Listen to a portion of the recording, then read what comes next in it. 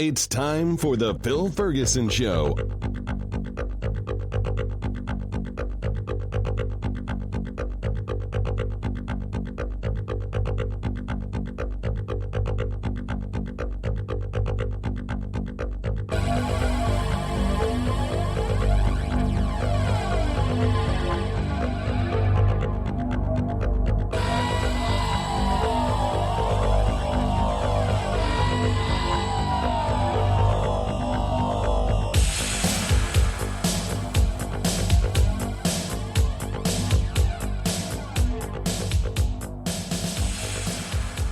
This is Phil Ferguson, and you are listening to the Phil Ferguson Show. It is January of 2020, and we have a lot to cover in this show.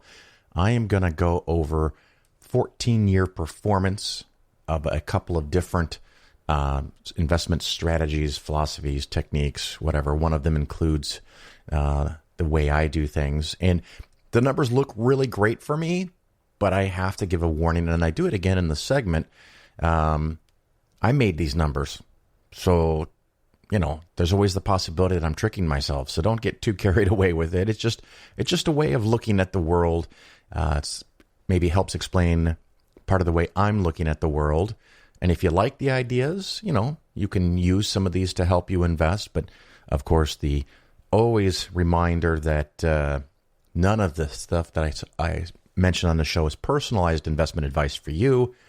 Please check with your own professional advisor. And it also seems like a great time for me to point out something that I had commented on a year and a half ago, and I was incredibly right, and now I'm incredibly wrong, but maybe I'll be incredibly right again. This is one of the dangers of specific stock investing, which I don't do any of, and I rarely say anything about any specific stocks other than don't own more than 5% of one in your portfolio, because you may be like me and not do the right thing, or not think the right thing, or buy when you should have sold, or sell when you should have bought. It's a very tricky thing, but in fairness to myself and my listeners, I wanted to point out something that, at least in the time frame of a year and a half, I look very wrong. I am very wrong. I'll just own it for now. We'll see what the future brings, but I'm talking about Tesla stock. About a year and a half ago, it had hit 350, and I had suggested that, I don't know if I suggested not buying more. I probably suggested not owning it. I was concerned, and I'm still concerned at some point the other automakers were going to catch up to them. And I should have gone and listened to this before I said this. So hopefully this is what I said, that it wouldn't necessarily be right away, because Tesla is in the lead. They got a big lead. It's going to be several years before others keep up with them. But my fear is that at some point they become one of several high-quality electric car manufacturers, which I think is great for the world, but then it doesn't make them as magically special as far as their price is concerned. And within a year of me expressing these concerns, and the stock was at 350, it had fallen to a bottom of about 185, which is a pretty big drop, and it's been in the low 200s for several months, but in the last couple of months, it has just gone crazy up. It's 510. Now, 510 is way the fuck bigger than 200. So if you bought it 6, 8, 10 months ago, you've made a lot of money. In reference to when I suggested not owning it, it was 350, so it's up 43% from there, give or take. I didn't do exact dates on this, which is very, very nice. But keep in mind that the large cap growth index fund from Vanguard is up, for the last calendar year, 37%, in a year and a half, about the same amount that Tesla is. So over a year and a half time frame, it hasn't particularly, wildly outperformed large cap growth. But I also have expressed many concerns about large cap growth, and so far that's not really worked out either, because it just keeps going up. But at some point, things change, and it's not a bad thing to pocket some of your profits when you have winners and put money in things that aren't going to win. Right now, Tesla apparently, based on stock price, is worth more than Ford and General Motors put together, and maybe you can even throw in a couple more small auto manufacturers in there. And if you think that they will grow dramatically and dominate the whole world, that price is too low. If you think at some point in the next few years, Mercedes-Benz or Porsche or Chevy or Ford can sell 400,000 or 500,000 electric vehicles, then Tesla is equal to a small part of a Chevy or of a GM or a Ford, not worth more than both of them combined. And only you can decide that, because clearly I don't know. So anyway, I just wanted to own that a little bit, get that out there. Also, the interview for today is with Lloyd Evans. He has been a longtime advocate of getting out of Jehovah's Witness organization, cult. I'm perfectly fine calling it a cult, but I'm not sure that it's really that much worse than something that we would clearly not call a cult, like the Catholic Church or the Methodist Church. It teaches you to believe things that aren't true. I just saw the announcement for Cosmos new season 2, I guess, coming out shortly. And someone commented that it looks like it's beautifully done, but I don't believe in their worldview. Their worldview is called reality. And if your religion teaches you, encourages you to have a worldview that is in conflict with reality, I have a serious fucking problem with what you're being taught. And I fear that religion as a whole is a net negative on our probability of survival as a species. And that's why I do so much to try to combat it in my own little ways. Anyway, enough of that. But Oxygen, of all places, is coming out with a show, a documentary. I'm not sure if this is going to be an ongoing series or not, but I'm looking very much forward to it. It's called The Witnesses, and it focuses primarily on child sex abuse in the Jehovah's Witness / Watchtower cult, and how so many people know what has happened, and there's documents, and it is a cover-up on the scale of the Catholic Church and their problems. And it rises to the attention because everybody, well, almost everybody agrees that child rape is a bad thing. Apparently, some people don't think it's bad enough to tell on anybody or to do anything about it or to stop somebody from continuing to do it. And those organizations should cease to exist on the face of the earth. That's just me. And Lloyd talks about Jehovah's Witnesses and the Watchtower. So it's a great little tie-in with all that. We also have a bonus Investing Skeptically segment on Cisco Systems, going through some old files, and I found a document that helped my dad decide to buy that stock in the year 2000. So it's almost a 20-year look back, and we'll find out how Cisco Systems has done in the last 20 years. And again, that stock at that time was the stock that can't lose. It was the stock that everyone was saying buy, buy, buy.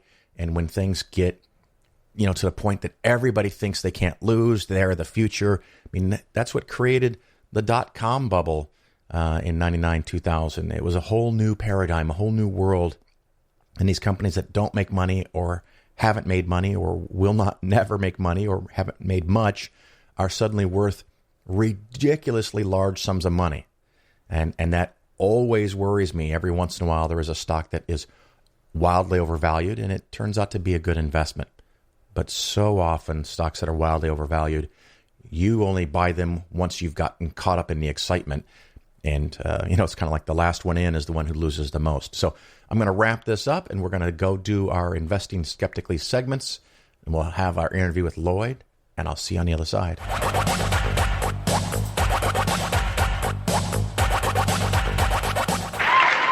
But in the bullshit department, a businessman can't hold a candle to a clergyman. Because I got to tell you the truth, folks. I got to tell you the truth. When it comes to bullshit, big time, major league bullshit, you have to stand in awe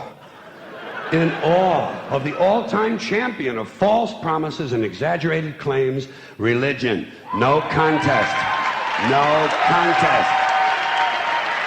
Religion Religion easily has the greatest bullshit story ever told.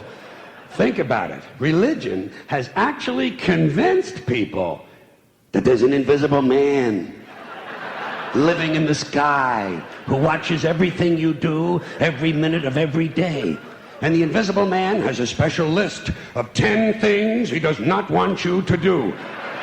And if you do any of these 10 things, he has a special place full of fire and smoke and burning and torture and anguish where he will send you to live and suffer and burn and choke and scream and cry forever and ever till the end of time. But he loves you.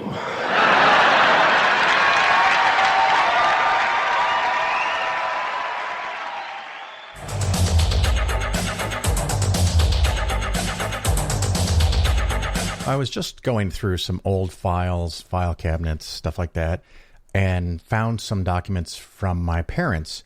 And regular listeners know that my mom passed away, I think it was about 3 years ago.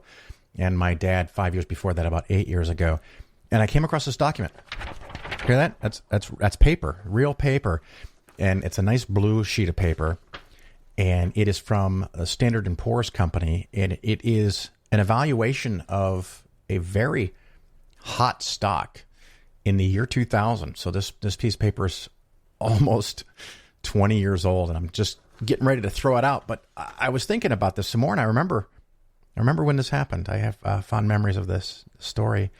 My dad bought Cisco Systems stock in 2000. Right before the bottom went on. I don't remember exactly what he paid, but it was something close to $80. Maybe he got a deal at 75 or something, but around $80. And a year later, it was worth $20. And 2 years later, it bottomed out all the way down to $10. Losing something like 80-90+% of its value in a very short period of time. And it's interesting reading some of the comments on this and how wildly wrong they are. This is the overview. This is from February of 2000, specific to this stock review. We project revenue growth of close to 50% for fiscal year 2000, making a dramatic acceleration from fiscal year 99's growth of 43%. So this was predicting magic. And I remember talking to my dad right after he bought this stock, and the PE ratio was some obscenely high number, but Cisco Systems was really big into the internet, into .com 20 years ago. It seems so long ago. And they were considered one of those companies that really just couldn't lose. Matter of fact, they have this other paragraph here. We continue to recommend buying the shares in light of consistent evidence that Cisco's marketing position continues to strengthen while the networking industry remains highly competitive and consolidation in the industry is likely to continue to produce rivals to Cisco's dominant market share.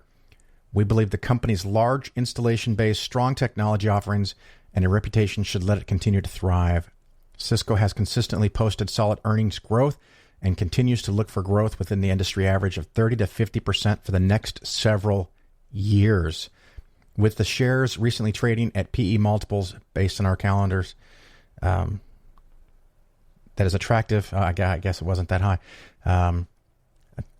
Longer, we continue to recommend purchase. Sorry, got a little tripped up over my own words there.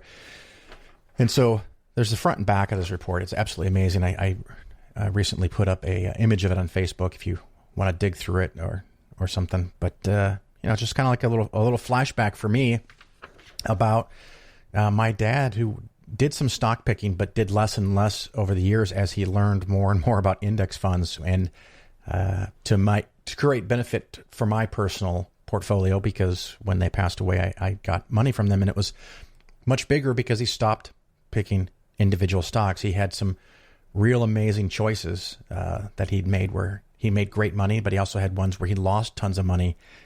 And for most people, they end up underperforming the market by 4 to 6 percentage points because they end up with something like this, where all the information says that it's great, it's been great for a long time, it's going to keep being great, buy.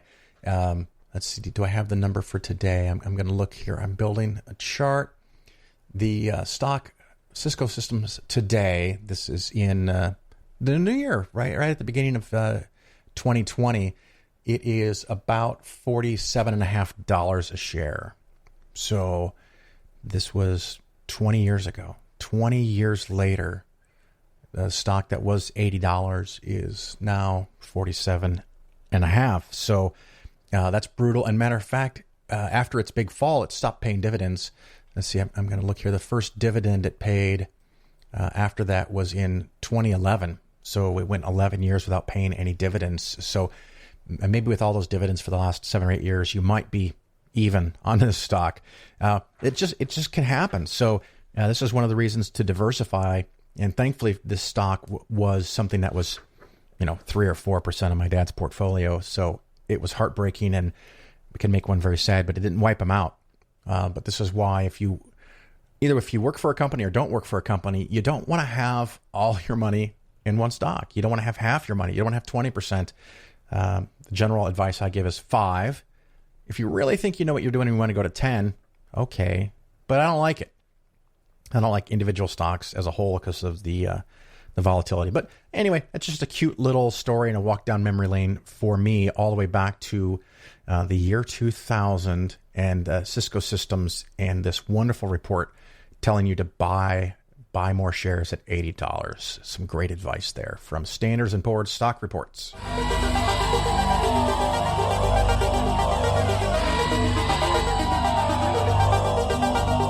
You're listening to The Bill Ferguson Show. This Investing Skeptically segment I'm going to call 14-year review, 14-year performance calculations. It's something that I started about 4 years ago, and I built 10 years of data.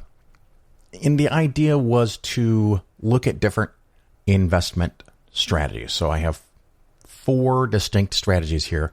One is to use Vanguard Target Date Fund, and I went with the 2015 Target Date Fund because when I started this 4 years ago, it was meant to be for someone in retirement.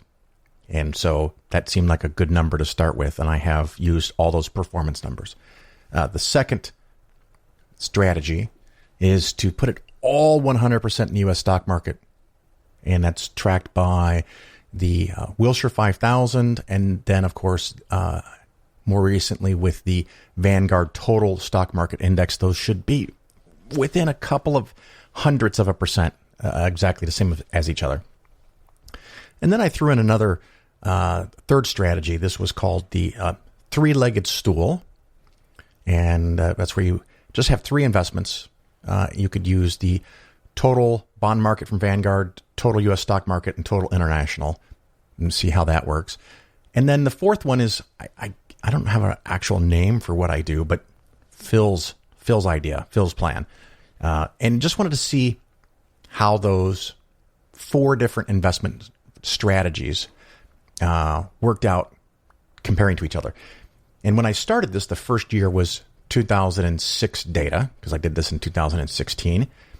And I thought it would be a reasonable thing because it has the good years of 6 and 7. The end of 7 wasn't great, but 7 was an up year, I think. 8 was a very big down year. So I'm not hiding from the really big down year. I'm also not going all the way back to 2000, which is where you should start if you want to make it look really bad. So I just went with 10 years because that's where I was. And keep in mind, of course, all the caveats. I made this, so I'm biased. I could have intentionally or unintentionally fudged something. And I'll get into the details of how that's more possible as I explain my investment philosophy again. So there's always that to keep in mind. Since 2010, each year I've added actual data and made actual adjustments to this model best I could in line with my current philosophy and strategies of how things should be balanced out.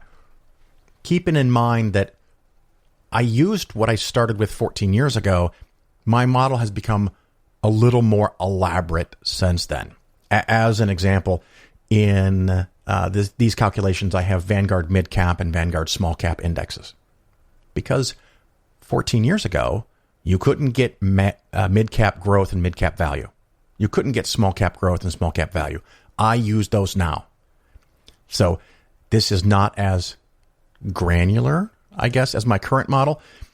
And the people that wrote in to talk about that, thank you for the words of encouragement. I think everyone that responded liked that idea. So we're going to go over that a little bit more today. And in this, of course, this is January of 2020. I'm going to talk about performance numbers for the last 14 years. There's going to be a lot of numbers, a lot of math, and I will be going over some of the actual allocations that I use in, not in really fine detail because I did that last fall, but I'm going to go over some of that here and how some of that has changed. And I wanted to make sure that I got that information out. My mix, my portfolio changed about, 3-4 months ago, but I had to adjust all of my clients' accounts where I could because sometimes taxes get in the way. Wanted to adjust everything where I could for people that were paying me before I gave all of it out for free. So there are some perks to hiring me, things that you do get in addition to what's on the show. So the scenario is thus. We start in 2006. You're in or next to retirement. You have $1 million for your portfolio. We assume that you have some emergency money in your bank, checking or savings, and that you're not going to need to do anything crazy like jumping in here. And we're going to assume you're going to take out 5% or about $50,000. I guess not about exactly $50,000 every year.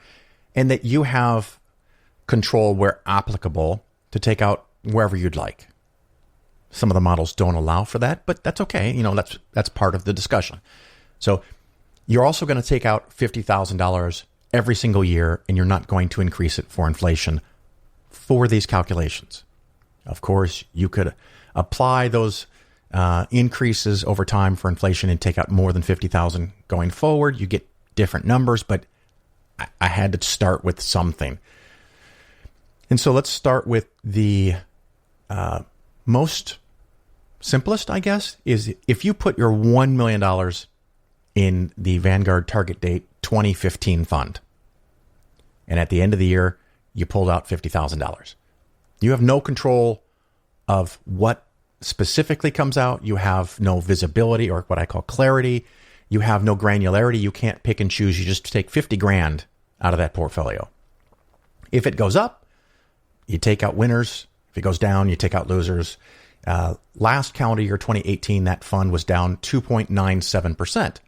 While some investments were up and some were down, you had no choice.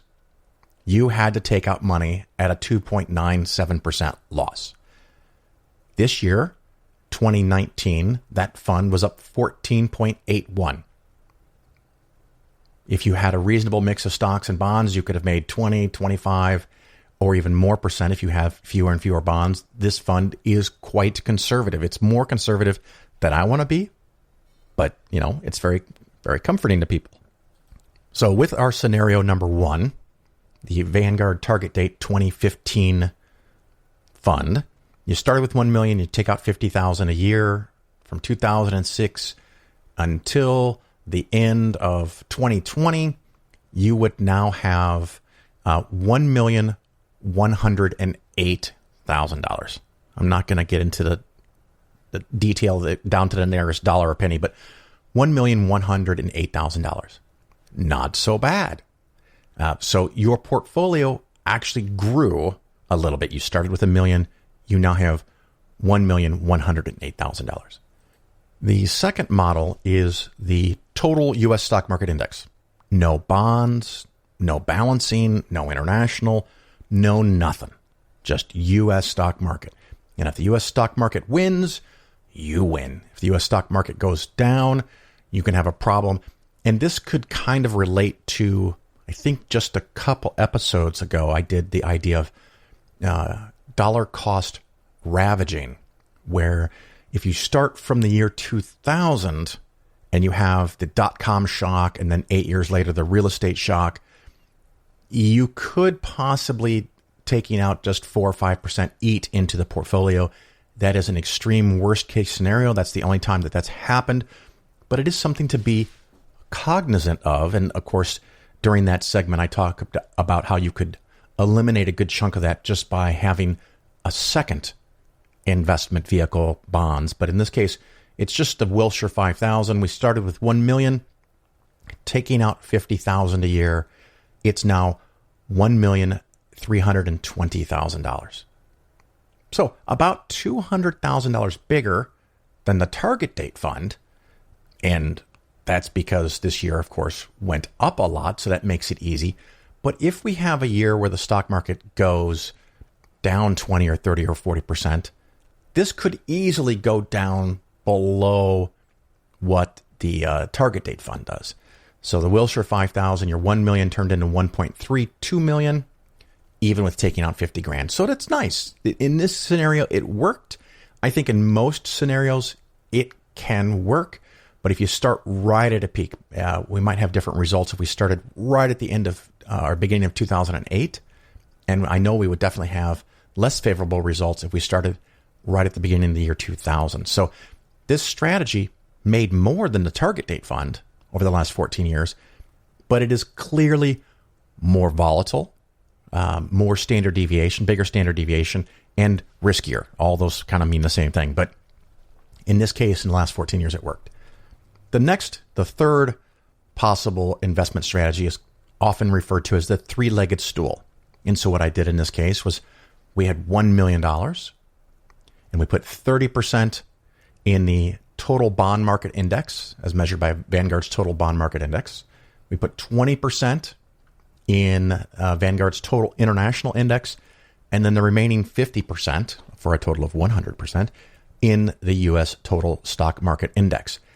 And this one, we did make adjustments every year as to where you took the money from, but they were guided by that 30, 20, 50% mix. You were forced to take out in a ratio. So for the year that just ended, 2019, what you would have taken out is, let's see here, you would have added $34,000 to bonds, you would have taken $8,000 out of international, and you would have taken $76,000 out of the U.S. market because it did the best to keep that ratio fixed. So you took out a net of 50, but you also rebalanced at the same time. In this scenario, the $1 million grew to 1.418, $1,418,000, almost $419,000. Clearly better than just the total stock market index, definitely better than the target date. And the amazing thing is just with only 3 different investments, you've added $100,000 to $300,000 more than the other 2 strategies. So by having the ability to pick and choose, and in this case, your picking and choosing is forced so that you keep that continuous ratio. When we started with $1 million and $300,000 was in bonds, we now still have 30% in bonds, but it's now $425,000 in bonds. So we didn't keep the same dollar amount in bond. We kept the exact same fixed percentage in bonds.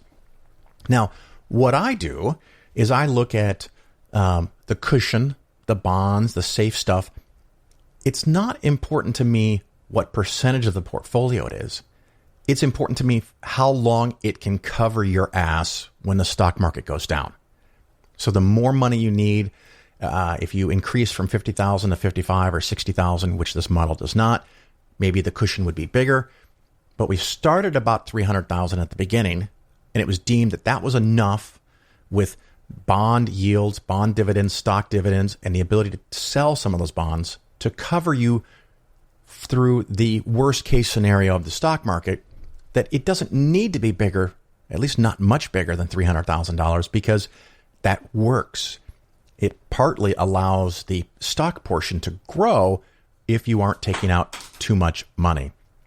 So in that scenario, I have, again, it's not as granular as what I have today. So for example, I have in the U.S. large cap growth and large cap value, but I only have mid cap and small cap total, not mid cap growth and value, small cap growth and value.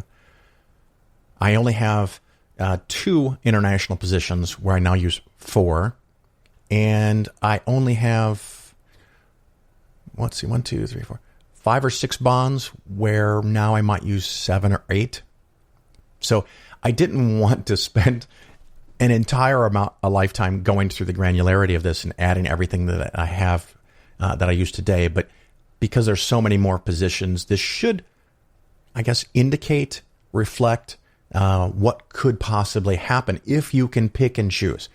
As an example, the calendar year 2019 that just ended. If I was to look at your account and say, you need some more cash going into 2020 to meet your continuous and ongoing withdrawals because you're pulling out 50 grand a year. I'm assuming you're not taking it all in one time, but I'm very likely to take money from the Vanguard U.S. Large Cap Growth Fund because it went up 37%. That's absolutely fantastic.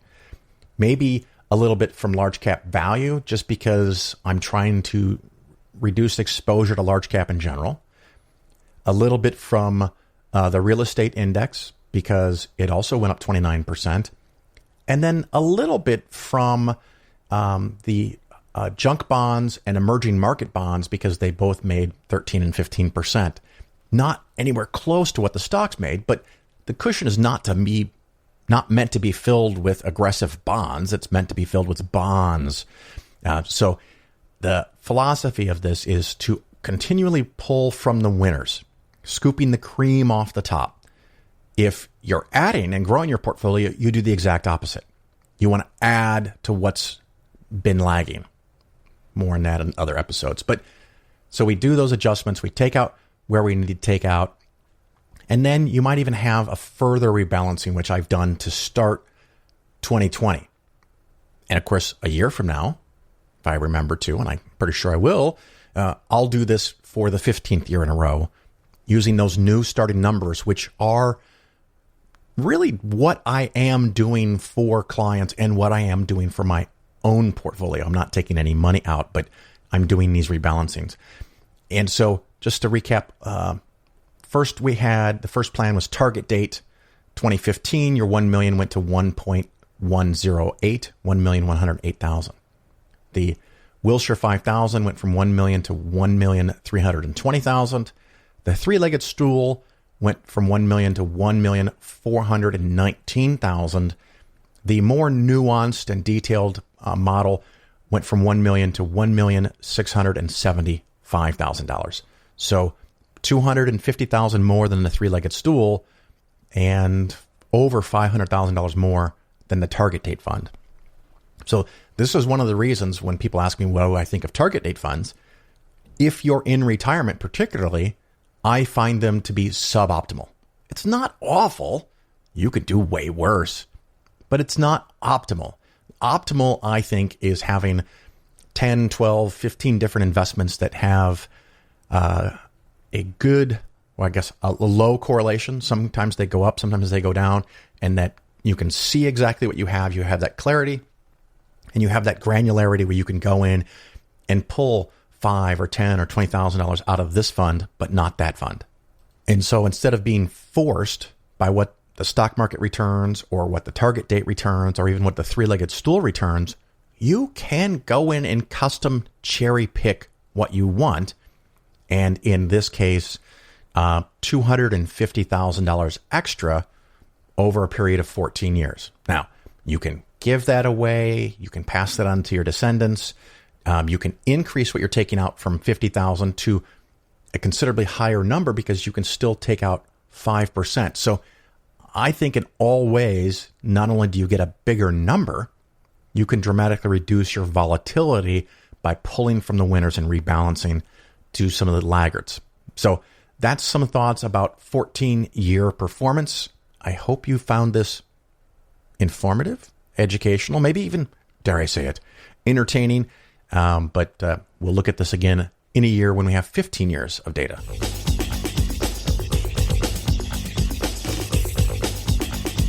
You're listening to The Phil Ferguson Show. The Phil Ferguson Show is for educational purposes only. Nothing said on the show should be interpreted as personalized investment advice. Your investment should be based on your situation, and you should consult with your financial advisor before taking any action. The show may contain ads. These ads are placed into the show by the hosting company after I finish recording and editing. I have little control over the content of the ads, and you should not assume that I support their products or claims. If you choose to support the show via the new Patreon page, that support does not create an advisor-client relationship.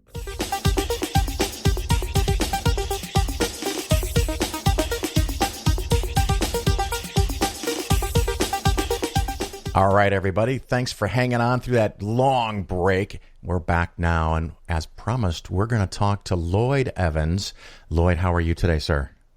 I'm absolutely wonderful. Thanks for having me on. I am delighted. Now, of course, we're going to talk about books in a few minutes and deconversion stories as much as you want to reveal. But before we do that, I want to make sure I don't forget, you also have a YouTube-y kind of thing. What's that all about?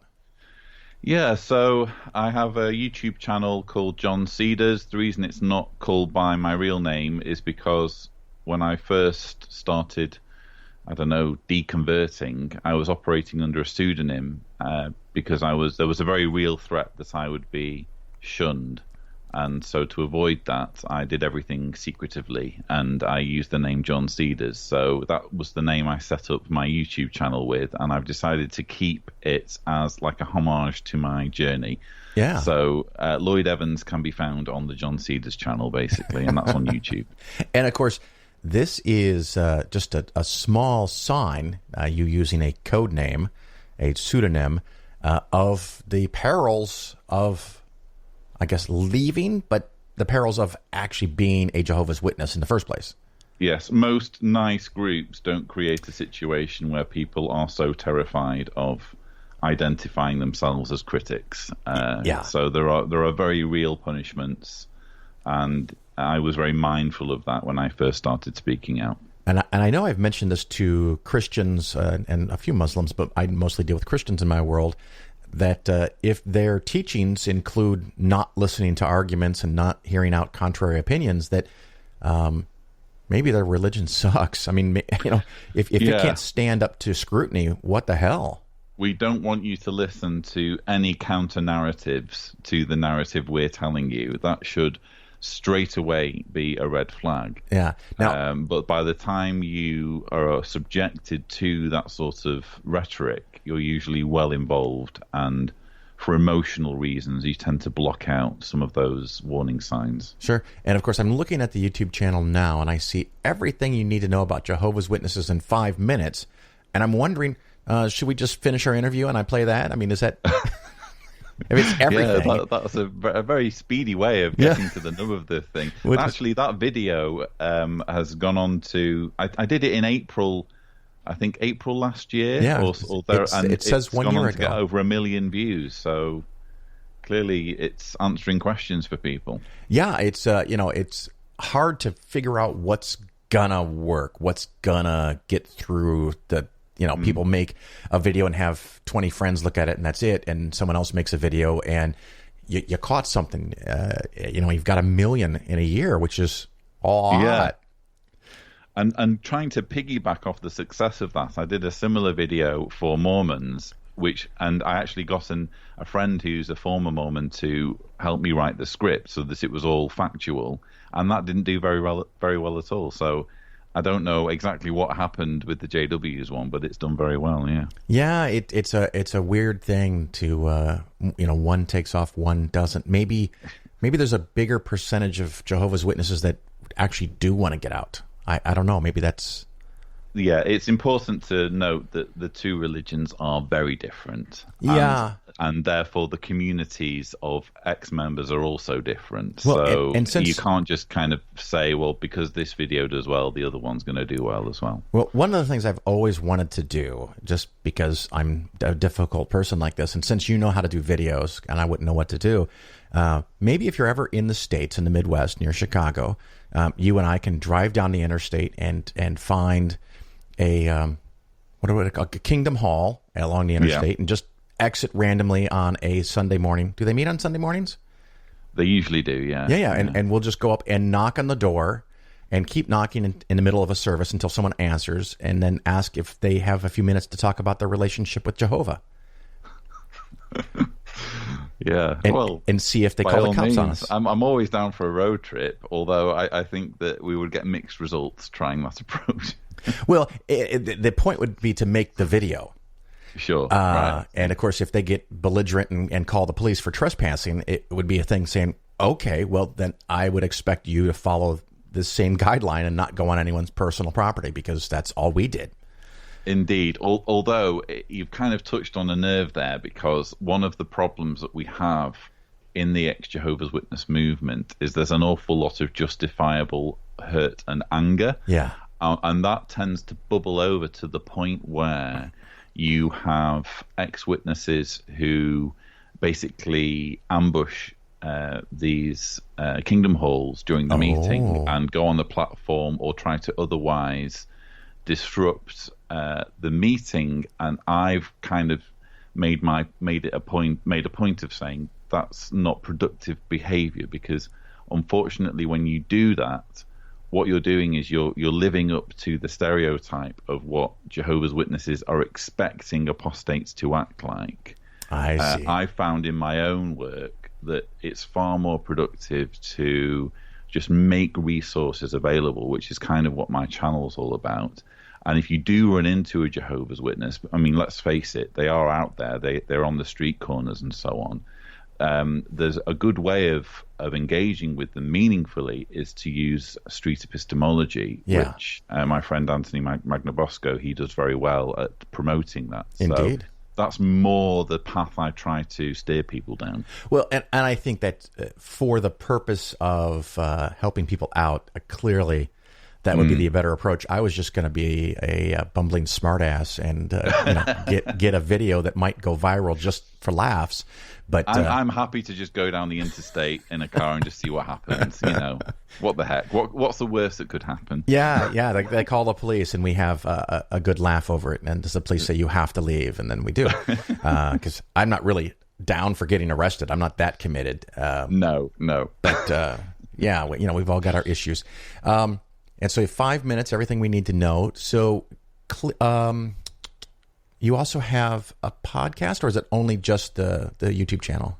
I guess I'm on a couple of podcasts. I'm on a podcast on Chris Shelton's YouTube channel, which is called The Three Apostates, and that comprises myself, an ex-Jehovah's Witness, my friend, an ex-Mormon, and Chris, who is an ex-Scientologist. So it's kind of like three insert word walk into a bar sort of situation. I think I heard one of those episodes as well as you were on the Atheist Experience last fall. I was on the Atheist Experience, and they were very gracious, and they seemed to indicate that they'd have me back. So it's just a matter of getting to Texas, really, because I live in Croatia, so it's not like I can just roll out of bed into the Atheist Experience studio. Yeah, well, the funny thing is a very bizarre connection here that you and I have at this moment, because I just arranged to be on the Atheist Experience March 1st. Excellent. Which is only a few weeks from now for the listeners. And I think in late April, I'm going to be relatively close to you. I am going back to Italy. Fantastic. Yeah, we had decided not to go to Italy at all this year, which is unusual for me. I go Probably there. Most people make that decision. But go on. Well played, sir. Well played. And my wife and I were just for a lark looking at airline prices. And if we go on a certain date and we come back on a certain date, and I have pretty good flexibility because of my job, we were able to book from Chicago to Rome nonstop, round trip $550 each. Ooh, good deal. In U.S. dollars. And Rome is gorgeous, isn't it? Rome's just a beautiful city. It is, and it's a great hub. This trip, we will be in Rome for a few days on arrival and departure, but the most of the trip then will be in Toscana, the Tuscany area, Florence, Lucca, Pisa, just so many things to see. I just can't seem to get there enough. So, Yeah, it's just got a beautiful ambience. I have very fond memories of Firenze. I went with some friends as a Jehovah's Witness, interestingly enough. Oh. My friends and I went on sort of a hostel backpacking style holiday as Jehovah's Witnesses, and it was interesting when I think back that there was clearly a contingent among us that wanted to just break all the rules because we were just a bunch of guys entirely unsupervised. Right. And I found myself in the role of one of the more mature members of the group who was keeping everything, who was trying desperately to keep things above board. So you suck, man. You ruined the party. I was the party pooper, but obviously looking back, I deeply regret taking that position. Well, I know that when a previous trip, my wife and I were in the city of Ancona, which is on the Adriatic side of Italy, and we had this tour guide for a couple of days, and we were telling him about religion in America because he just couldn't comprehend the stories that he's heard. And one of the things we were talking about was people that go around the world to proselytize. And we were on the main city street, and I see coming towards me, not Jehovah's Witnesses because they're harder to identify in public, but Mormons because they have a look, right? And so I walked up to them and introduced myself and asked if they were Mormons. And we had a nice chat right there in the middle of the street for 15, 20 minutes. And our Italian friend was like, they do exist. They actually do come to our country and wander the streets trying to convert people right there on the spot. We had quite an interesting, how can I put it, an interesting thing going on with Mormons when we were Jehovah's Witnesses, because it was almost like a never the twain shall meet situation where there couldn't be like an encounter between us, because I always got the feeling that they were scared of Jehovah's Witnesses. That was the feeling I got. I remember once visiting, I had a regular house that I called at where they accepted the Watchtower and Awake magazine. And every now and then I would call on them and they would say, your friends visited recently. And I said, my friends, and they described them. And I think that I can't think who that could possibly be. And all this while they had assumed that the people that they were speaking to were from the congregation of Jehovah's Witnesses. They hadn't cottoned on that they were also being visited by Mormons in addition to being visited by me. And then one day, inevitably, I turned up while the Mormons were there. And it was hilarious because they could not get out of the house quick enough. We were stood on the doorstep and they'd made it into the living room. And it was quite remarkable. They came storming out of the front door and past us without making any eye contact at all, immediately got on their bicycles and zipped off. And obviously the people whose home it was were completely flummoxed, thinking, the least they could do is say goodbye. We've been showing them hospitality. And all of a sudden, because some Jehovah's Witnesses are here, they just, run off like startled cats. I'm assuming the Mormons knew they were on your property, on your target. On my turf. Yeah, Clearly word of my exploits had gotten around into the LDS community, and they knew how fearsome I was. That's all I can imagine. The other thing I'm thinking is that if the prospective member can't tell the difference between Jehovah's Witness and Mormon, they are actually perfect targets for you. Oh, fertile ground. Yeah, which was why I was there to begin with, because that they always invited me in and offered me coffee. In fact, they offered me more than coffee. A few times they offered me whiskey, which I wasn't allowed to have on the job as a JW. Mormons can't have alcohol at all, but we're Jehovah's Witnesses are at least allowed to have it in moderation. But yeah, this is exactly the sort of couple who would have made good pickings, but I never managed to twist their arm, unfortunately. Maybe they were just trying to provide a rest area for you, somewhere you could go to. I think maybe they took pity on us on some level. Yeah. But in all candor, the most fertile pickings for groups like Mormons and Jehovah's Witnesses are people who are emotionally vulnerable. Let's say they are going through a bereavement, they're going through a divorce, something cataclysmic is happening in their lives.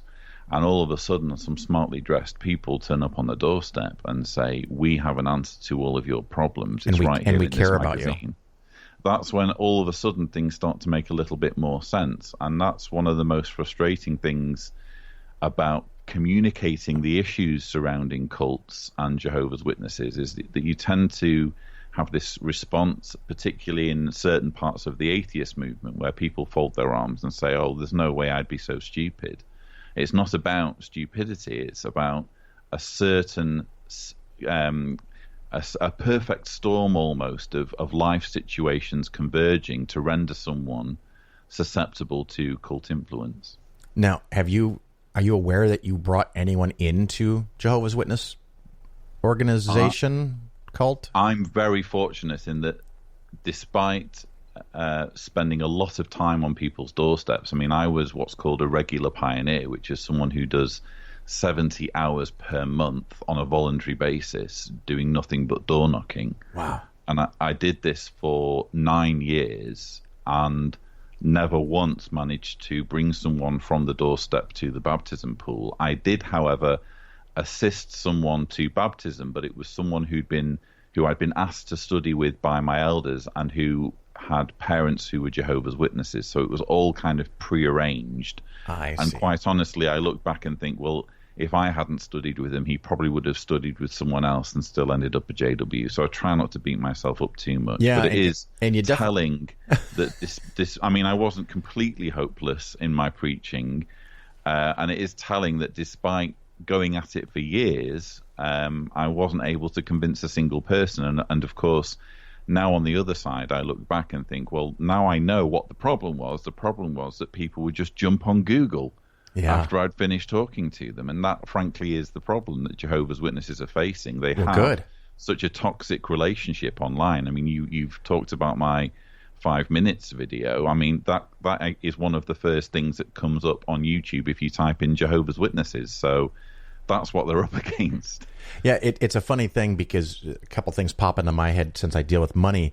I wonder if you ever had calculated if you only had made $10 an hour for all the time that you spent. I did do that calculation. I calculated what the minimum wage would be for each of the years that I was active as a pioneer. Yeah. And I went back into my records and figured out exactly how many hours I'd done. And I calculated that they owed me something like £20,000 or £30,000. I forget exactly. Yeah, that's real money. The other thing, of course, is apparently as a deconverter, I'm assuming, and correct me if I'm wrong, you've had more success than as a converter? If I haven't had more success, then I really should stop now because, I mean, look, the channel has got 60,000 subscribers. In addition to that, I'm the founder of a website called jwsurvey.org, which since 2011 has been a resource for people finding their way out of their religion. I've written 2 books. One is called The Reluctant Apostate, Leaving Jehovah's Witnesses Comes at a Cost. And the other one is How to Escape from Jehovah's Witnesses. And I'm frankly inundated, as are my team, because I work with a number of other individuals. We're inundated with emails from people saying, you know, you guys have really made a difference. And it was through finding these resources that, you know, the penny dropped. So, oh, definitely. In fact, my former Jehovah's Witness self would never believe that this is where I would end up. Yeah, that's amazing. Now, the Escape book, I did, and I have my air quotes up, read. I had someone read. I paid someone to read it to me. It's called an audiobook. Okay. That someone was me, by the way. Yes, absolutely. The other one is not yet in audiobook form, so I wasn't able to fit that into my schedule. My apologies. That's okay. Well, it's 800 pages. That's why I've not done the audiobook yet. But I do plan on releasing an audiobook once I get around to doing the second edition, which is more or less due. So yeah. I like to hear about that because every medium, every way. I mean, people can have written word, they can have audio, they can have video. And like you said, if they just do a little Googling, facts are not the friends of Jehovah's Witness. But I was fascinated that the stories and the strategies in Escape, and I'll ask you to do this in a minute here to summarize for me, but it went through what to say, the words to use, how to say them, when to say them, what your options are. and I think it's fading or some word like that, where you just kind of just disappear and you don't tell anybody you're leaving because you want to make it as livable in your life as possible. And if an organization is lying to you, you don't owe them shit. You've got to try to figure out strategically what is the best thing for you. Does that sound like correctly? And walk me through that. Definitely. And one of the things I sometimes hear, like there's always going to be one or two smartasses in the reviews on Amazon, and I think someone left like a 1-star review and said, "Oh, it's easy, just leave," And I wouldn't have written the book if it was that easy, because when you actually sit down and think, how can I do this wrong? Yeah. And what did I do wrong when I was going through this process? And actually, all of a sudden, you start thinking of any number of ways that you can do it wrong. For example, you could have a friend who's an elder, and you could think, well, maybe if I just sit them down and explain things, it will all be okay. Because they're a friend. Because they're my friend. Right. And it never occurs to you that their loyalty is first and foremost to the organization. So no matter how strong you think your friendship is, if they're talking to someone and they suddenly start getting warning signs that this person has become an apostate, your relationship just goes out of the window and you end up in a whole world of problems. So that's just one example, and there are others as well that I talk about the need to be very careful online with keeping your anonymity, because I've interviewed people who have been the subject of witch hunts because they've put a foot wrong or they've spoken out in some way and literally been hunted down on their doorsteps by elders. Sometime in one case, a friend of mine who actually happened to be a former watchtower worker, he worked at the headquarters. He moved to the other side of the country, and his elders in his original congregation sent his personal information without his permission to the local congregation in the vicinity where he'd moved to, so that this dude who he's never met in his life with another dude comes and knocks on his door and says, "We notice you're living with somebody. This seems to be a sexual relationship. Would you come to a judicial committee?" This is the sort of crazy stuff and I think that goes on in this organization. In that example, the answer is no or fuck no? Or would you just say... The answer is, who the hell are you and what are you doing on my property asking me questions about my sex life? But that makes no difference. These people are following a rule book. Right. All of this is codified in a book called Shepherd the Flock of God. And it's astonishing that, and again, it's very telling to the nature of the organization that this happens to people who just want out. They're just tired of being lied to, and they just want to start anew without their past following them. But this is an organization that very aggressively seeks to weaponize people's family relationships against them as punishment, and that's through shunning. Yeah. So if they can find a way of catching you on something, in this case, someone, I think his wife had already cheated on him, so he'd moved to the other side of the country and started a healthy relationship with someone else. Well, I have... They're going to use anything that they can to hunt them down. That's awful. I have a friend of mine who's left Jehovah's Witness as a mature adult and lost her children and grandchildren. Absolutely horrible. I couldn't even imagine what that does to somebody. I have another friend whose parents brought them up as Jehovah's Witnesses, and I guess there's some step you had talked about, a baptism or something, where you become formally a member, and every one of his siblings became a member, but he did not. And so when they all left one after another, none of them are allowed to talk to the parents, but he can, because he never joined, so he's still a potential member, where they all joined and left, and so now they must be shunned. And he's just continually heartbroken that he can meet with his parents, but no one else can. It's absolutely crazy. We have a similar situation in our family where, because we have formally disassociated from the organization, we are to be shunned by our believing family members. Now, not necessarily all of our believing family members are doing that, but certainly many of them are. And so we have this weird situation where I can think of one family, my wife's uncle and aunt and cousins. Her cousins, at least two of them, were never baptized, and they're doing all sorts of stuff that is completely against the rules for Jehovah's Witnesses. But their mum and dad will talk to them because they were never baptized. Right. They never locked themselves into the organization. But my wife never hears anything anymore from her uncle and aunt because obviously we're being shunned as apostates. So we're not doing half of the things that that would breach the quote unquote moral code of Jehovah's Witnesses. All we've done is take a conscientious stand and say we just can't believe this stuff anymore. But we're the ones who are being completely locked out of communication. It's crazy. So if you're a young listener and you want to keep your options open and your family is in Jehovah's Witnesses, don't go anywhere near that baptism. Yeah, find a way to stall, delay, postpone, whatever you've got, because you can at least still have a relationship, because once you baptize, it's all down. Whether you stay or leave, it's downhill from there, in my opinion. It really, you get locked in, and that's when things get very serious. I just had an idea for your escape book. Have an option wherever it's sold for a gift cover to come on the book.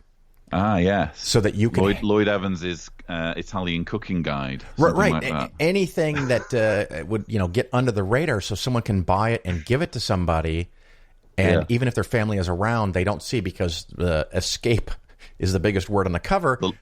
The Lloyd Evans Guide to Rare Birds of Italy, or something like that. Something Croatian cooking with Lloyd Evans. Indeed. So something just different might be in order. Of course, the other book is Your Apostasy. Walk us through that, and let's hear that personal story. I'm assuming since you wrote a fucking book about it, you don't mind telling us at least some of it. I do, although again, it's a very thick book, so I'm going to have to condense an awful lot. That's not you can't be done in 5 minutes. I'll do my best. So I obviously was raised in the group. Both of my parents were believing witnesses. I grew up in the UK, just south of Manchester, and my parents took it very seriously. I tell the story about how once my dad took me through an Armageddon drill where he pretended Armageddon was about to start. Oh my God. How old were you when that happened? I would have been about 7 or 8, something like that. Was that fun, or did that fuck you up? I was terrified, God. Well, he made how with old phones you could make them ring by pressing a certain combination of digits, and then the phone would ring by itself. So he did that, and then he picked up the receiver and had this pretend conversation. What I later found out was a pretend conversation with one of our elders, and had this ashen look on his face and said, the Great Tribulation started, Lloyd. We need to gather our things and get in the car, and we're going to go and meet the brothers at Macclesfield Forest because the authorities are coming for us. Oh my God, that sounds so wrong right there. I mean, I'd be shitting myself if all of a sudden my parents said, "Get your shit together. We're going out to the woods." It's literally the end of the world as we know it. Yeah. So I hurried upstairs and started packing my school bag with all of these survival basics, because I was heavily into Enid Blyton books at the time. So binoculars went in, magnifying glass, penknife. Oh, let's put in this book called Revelation, Its Grand Climax at Hand, because that seems to be a useful field guide to the situation I find myself in. And then hurried downstairs expecting the door to be ajar and the engine running outside, only to see the looks on my family's faces of laughter that I'd taken it seriously. But there was it was half a joke, but half intended as a very kind of real drill to drive home the reality of the situation, that this was something that could happen at any moment, so we had to be prepared. So that was the point of the exercise. So that was the level of you could say, devotion in my family, and that's what I grew up with. I therefore took it very seriously. I've mentioned that I pioneered, so I devoted 70 hours per month to the religion. What was interesting is that I started to kind of sort of wake up when I was about 19 or 20, because there were just certain things about the prophetic explanations that just didn't make any logical sense to me. But my awakening was curtailed strongly by my mother dying. She died when I was 21 of breast cancer.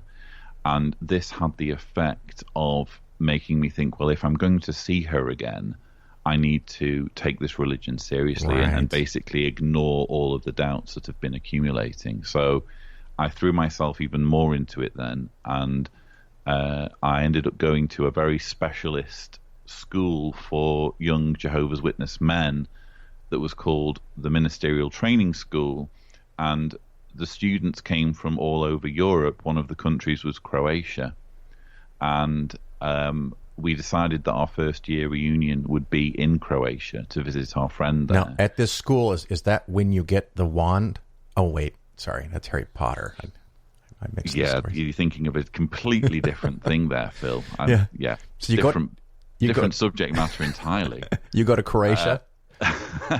So we went to Croatia, and of course that's where I met my wife, and we ended up getting married only the next year. It was quite a short courtship, because obviously your Jehovah's Witnesses are very sexually repressed. They're not allowed to date outsiders. They're not allowed to masturbate. They're certainly not allowed to be gay. So with all of these kind of restrictions, one tends to take whatever opportunity one gets to jump into a relationship where they can have sex. So we progressed very quickly to marriage, and we got married the next year in 2007. This is a year after after the reunion. And I was not long after that appointed as an elder. But then, through a series of circumstances, we ended up moving out to Croatia. And it was then that my faith began to unravel, because I found myself in a situation where I was sitting in a Kingdom Hall twice a week with this constant flow of indoctrination that used to work when I was in the UK because I could understand it. But because of the language barrier, I was just it was almost like I use the illustration of the plug coming out of the back of the neck in the Matrix movies. Yeah. It was like I'd literally been disconnected from this constant barrage of indoctrination, and it caused me to wake up. And within, I would say, a few months, I was writing a letter to my wife saying, I think I'm going to end up leaving Jehovah's Witnesses. And I was terrified, by the way. And it was a very, very long process, which I won't bore you all with. Now, was she a member also? She was a member, and she remembers crying on one or two occasions that her husband was losing his faith. Because actually one of the things that she told me when we first met was, I'm always going to love you, Lloyd, as long as you love Jehovah. So for me to suddenly say, a slight change of plan, I'm not going to be a Jehovah's Witness anymore. I mean, seriously, this is the sort of stuff that ends marriages. Never mind the sort of stuff that drives people to suicide, because when they have this existential crisis of, oh, good grief, everything I've ever believed, everything I've ever been taught to be true is actually not true.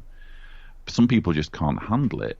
Yeah. So suicide's a very real issue. I wasn't suicidal, but I think I came pretty close to a nervous breakdown, if not actually having a nervous breakdown. I wasn't diagnosed at the time. Yeah. My wife and I had some very difficult situations to face, but fortunately for me, just through a process of being incredibly restrained and being patient with my wife, she ended up following me out about a year behind me. So only 1 year. You got some skills, man. You found your calling to get people out. I guess that's nice.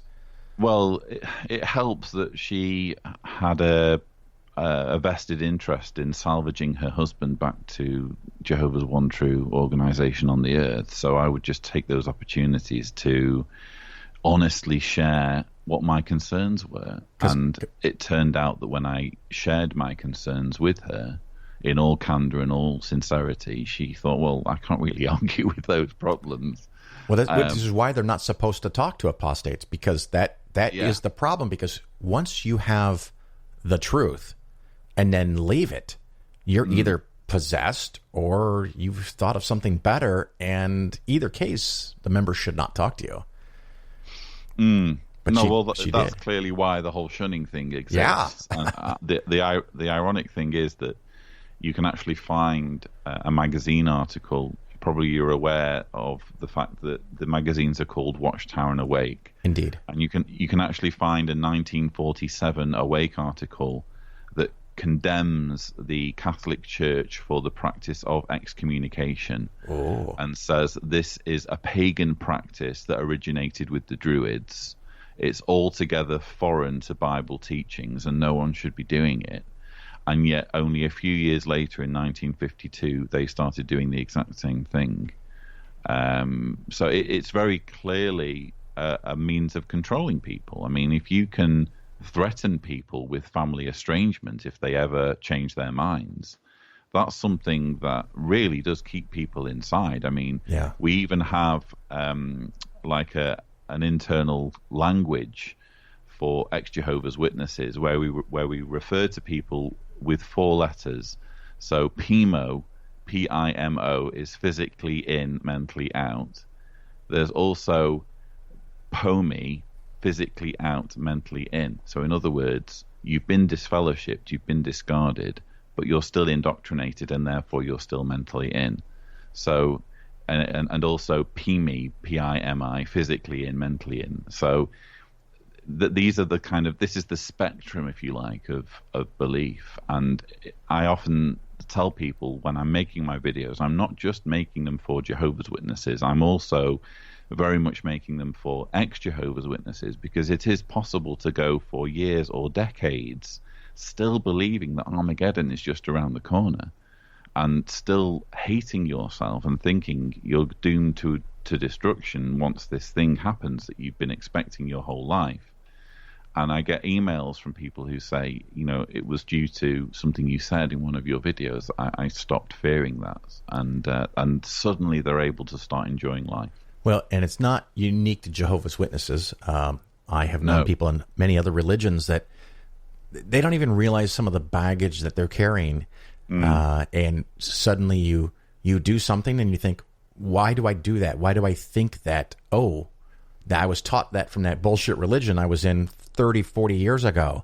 And so weird things can come out, and it's a very difficult process, especially if you didn't do it when you were young, to examine and constantly review what you think and believe and say to yourself, is that correct? Am I correct?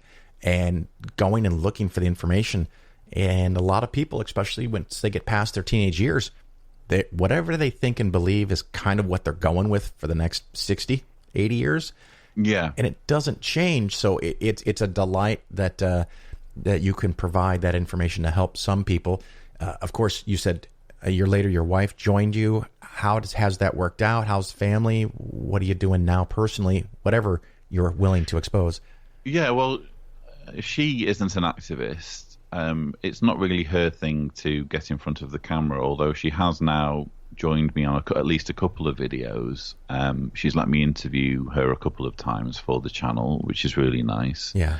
But it's just not her thing really to get involved in the activism side. She's just happy to support what I'm doing really, because she sees that, you know, there's value in it.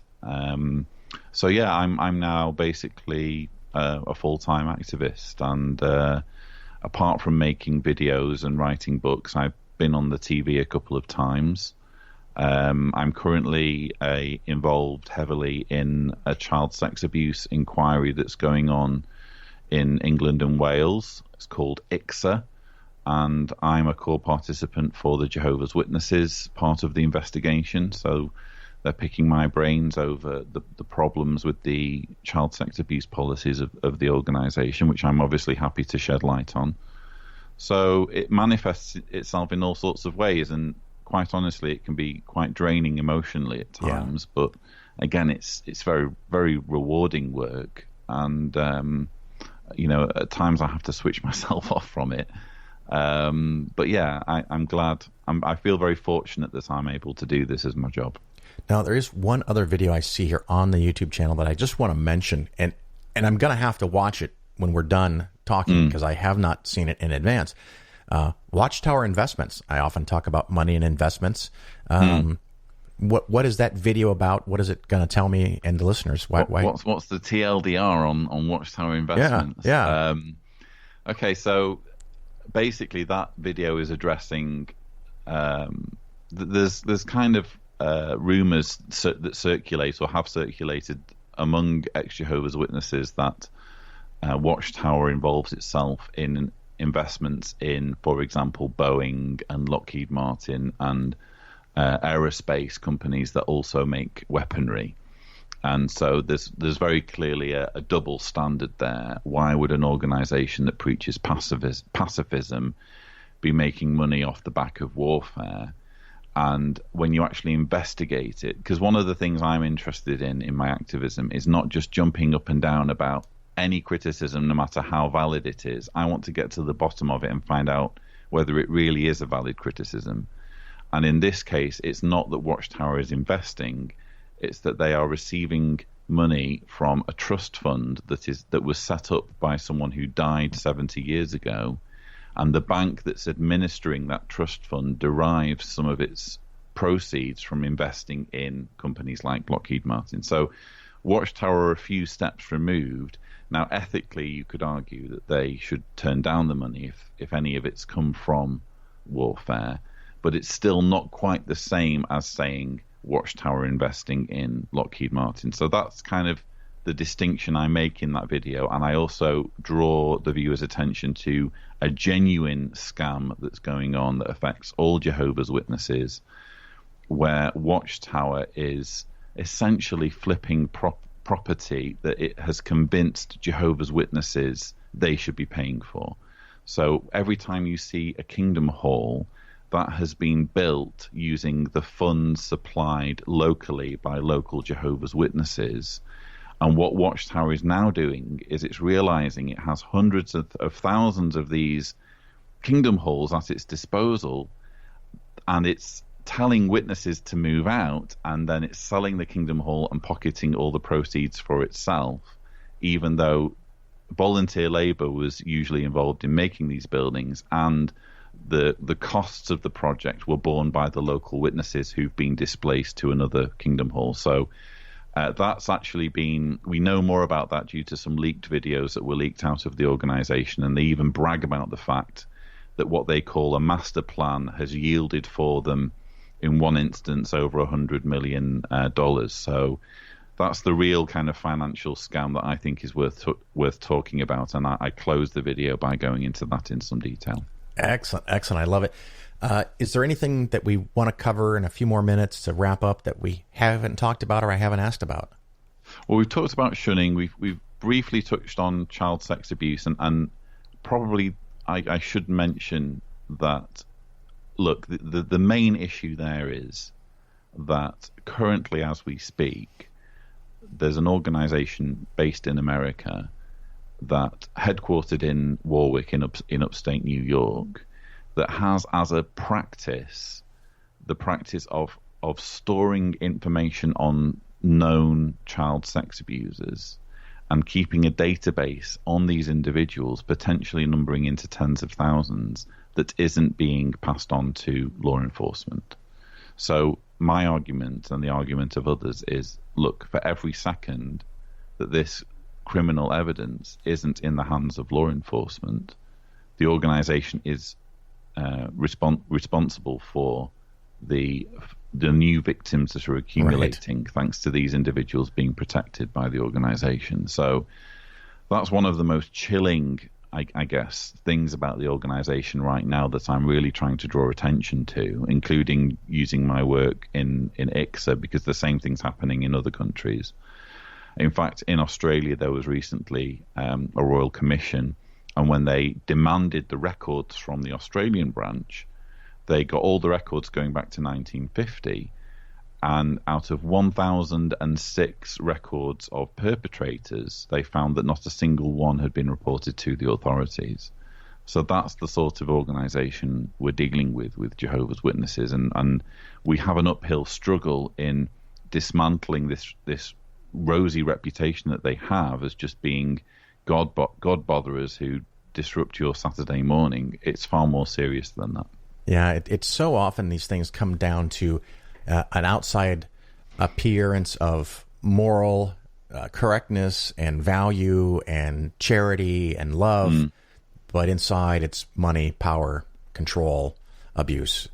Indeed. It's awful, absolutely awful. Well, we'll just end it on that horrible, horrible thought to keep in everyone's mind that Watchtower Society and Jehovah's Witnesses has significant, serious problems, and it in total, I don't think you'll disagree, is a net negative to our societies. But people are waking up, and people are realizing that this is happening, and it's due in large part to online resources. I'm sure this will be added to that list of resources, because people are speaking out, and people are finding the bravery to come forward, including child sex abuse survivors who are showing remarkable bravery in revealing what's happened to them, so that we can get a clear picture of how bad this problem is. Absolutely. And I can't even fathom 1 million people listening to this show, but if anyone listens to this show and checks out the John Cedars YouTube channel, the Lloyd Evans books, or contacts Lloyd, anything that you can do to get out safely, to not get confirmed, baptized safely, do that. Lloyd, how can people contact you if they want to talk personally and or have you as a speaker somewhere? I wish I could be. I wish I was that accessible. Unfortunately, I can't, because we're talking about a religion that numbers 8.6 million. So you can imagine how many refugees there are. Yeah. And if I was accessible to even a percentage of them, I wouldn't be able to do the work I do. But we do have a website, jwsurvey.org, and if you go on the contact tab, there is a support email address. You can email us, and we do have a small team that tries to respond to as many emails as possible. I guess also if you're in a situation where you're in Jehovah's Witnesses and you want to get out, I did write How to Escape from Jehovah's Witnesses for someone in that situation. And one thing that you can do, of course, in addition to buying the audiobook, is you could just ask your library if they'll order it in for you, and then just disappear to your library and read it, and no one will know. So that's another idea. I like it.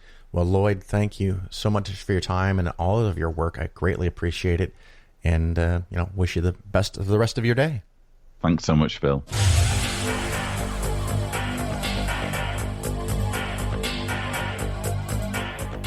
Hey you, it's me, Sarah Silverman.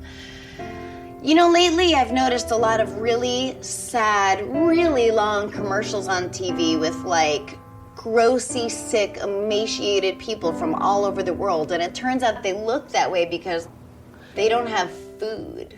And I know what you're thinking. If you don't like it, Silverman, TiVo passed it. I did. You still see them. Especially because, like, I have a 48-inch plasma high-def TV, so every devastating image is in, like, brilliant, crisp, vivid, like they're in my apartment, you know. So how do I get these people out of my apartment, basically? And I think I figured it out. Like, all I have to do is end world hunger. And then I'm like, okay, how are you going to end world hunger? And then it hit me. Sell the Vatican, feed the world.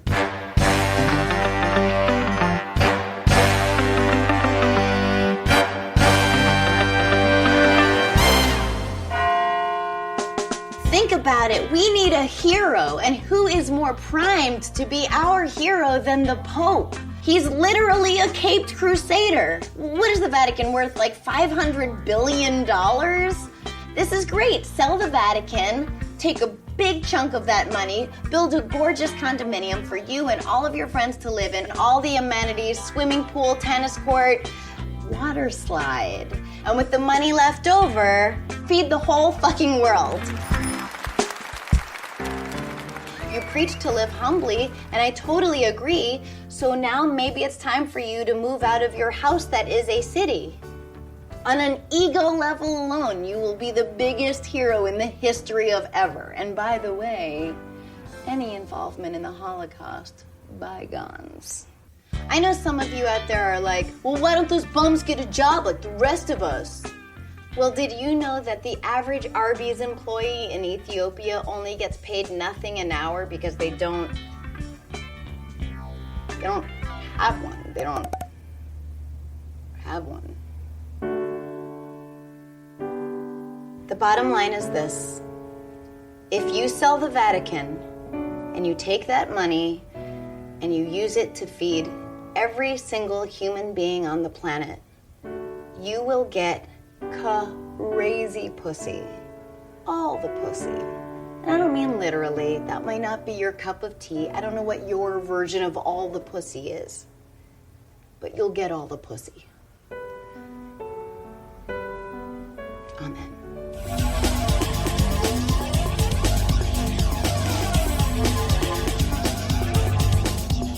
You're still here. I'm so delighted. Hopefully you found something in the last hour enjoyable, entertaining, or educational. We learned all about Cisco Systems stock and my dad's investment in the year 2000, 20 years ago.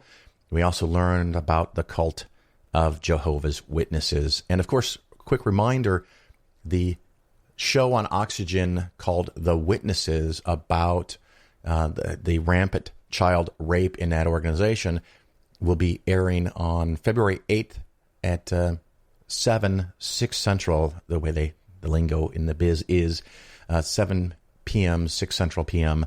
on the 8th. So adjust if you're in the Mountain or Pacific time frame. Hopefully that all matches up for you. That'll be on Oxygen, of all places. So we'll get to learn more about that. We also learned about what you could have made in the last 14 years. And again, it's been a very good run, except for that year and a half time period around 2008. And the big trick is that historically, and I see no reason for this to change, in the long run, the stock market goes up, about 10%. And so that's where you generally want to be if you need some of that money in the near term for any purpose, including retirement. You want to start protecting more and more of that money to a point that you get comfortable with it. And it's all about design and the plan and protecting yourself in the short term, but making the most in the long term. So hopefully you enjoyed all of that.